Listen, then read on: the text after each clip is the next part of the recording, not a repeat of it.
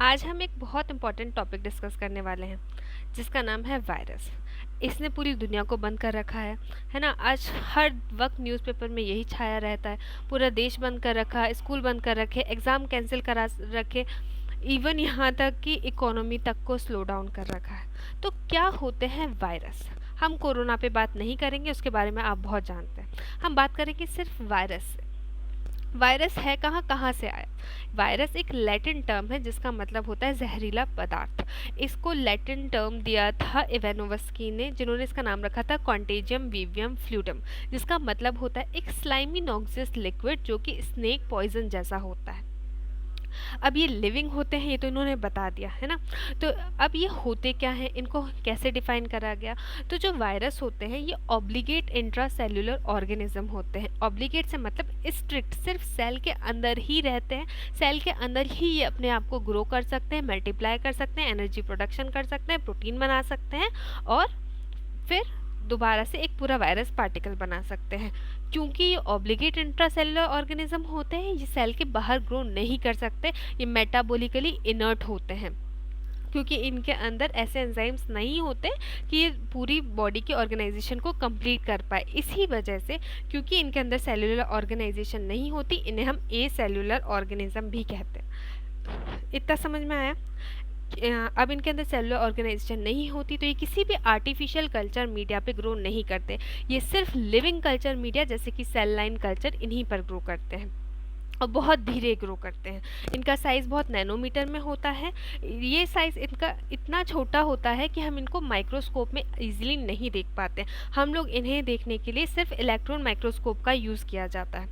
अब जो वायरस होते हैं वो हमारी बॉडी के अंदर जो भी होस्ट ऑर्गेनिज्म होता है, होस्ट कुछ भी हो सकता है, प्लांट हो सकता है, इंसेक्ट हो सकता है, इवन बैक्टीरिया तक हो सकता है, एनिमल हो सकता है। तो अपने होस्ट के सेल के अंदर अगर ये है तो ये वायरस पार्टिकल होता है। जब ये होस्ट सेल के बाहर आता है और बाहर आने के बाद और भी दूसरे होस्ट को डिसीज कॉज करने के लिए क्षमता रखता है, तो इसको हम बोलते हैं विरियन। विरियन क्या होता है? ये एक कंप्लीट इन्फेक्टिव फॉर्म होती है वायरस की आउटसाइड द होस्ट सेल।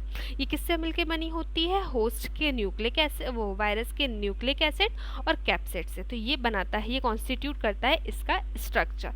अगर हम स्ट्रक्चर को डिटेल में देखें तो वायरस स्ट्रक्चर में दो चीज़ें इंपॉर्टेंट होती हैं, दो कोर चीज़ें होती हैं जिससे मिलकर एक वायरस पार्टिकल बनता है। पहली चीज़ होती है जेनेटिक मटेरियल और दूसरी चीज़ होती है इसका आउटर कवरिंग जिसको हम बोलते हैं कैप्सिड। कुछ वायरस जो होते हैं इनके अंदर एक एक्सटर्नल लेयर भी होती है जिसको हम बोलते हैं एनवलप।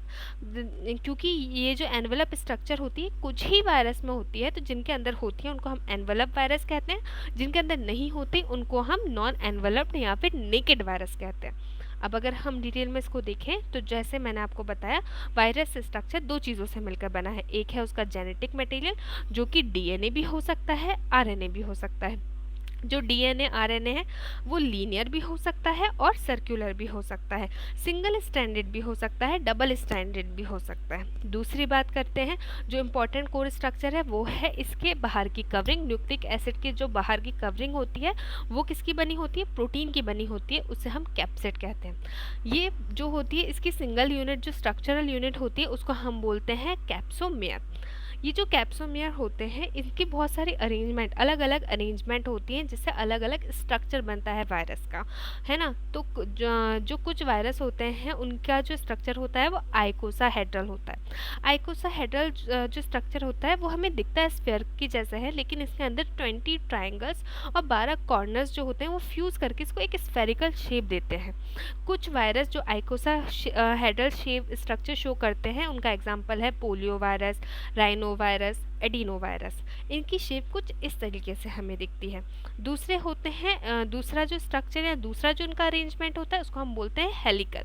हेलिकल स्ट्रक्चर में क्या होता है, जो वायरस पार्टिकल होते हैं वो तो एलोंगेटेड या फिर प्लियोमॉर्फिक होते हैं, स्फेरिकल नहीं होते, लेकिन जो उनका न्यूक्लिक एसिड होता है वो स्फेरिकल होता है। इनके कुछ एग्जाम्पल हैं जैसे कि इन्फ्लुएंजा वायरस, मीजल्स, और ये हमें इस तरीके से दिखते हैं।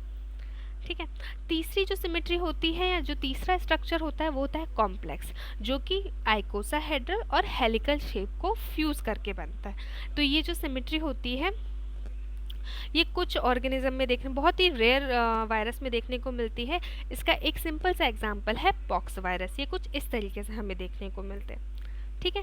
नेक्स्ट अगर हम बात करें कुछ जैसे मैंने आपको बताया कुछ वायरस के अंदर एक एक्सटर्नल स्ट्रक्चर होती है जिसको हम बोलते हैं एनवेलप। जिन वायरस के अंदर ये एनवेलप स्ट्रक्चर नहीं होती उन्हें हम नेकेड वायरस बोलते हैं। ठीक है। जिनके अंदर एक एक्स्ट्रा आउटर लेयर होती है उनको हम क्या बोलते हैं, एनवेलप वायरस।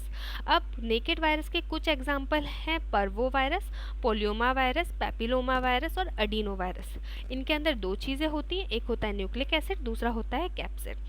एनवेलप वायरस की बात करें तो ये जो होती है इनके अंदर कुछ स्पाइक्स या फिर प्रोजेक्शंस होती हैं, जैसा कि आपको यहाँ पर दिख रही हैं स्पाइक्स और प्रोजेक्शन। ये इनको हम ग्लाइकोप्रोटीन कहते हैं।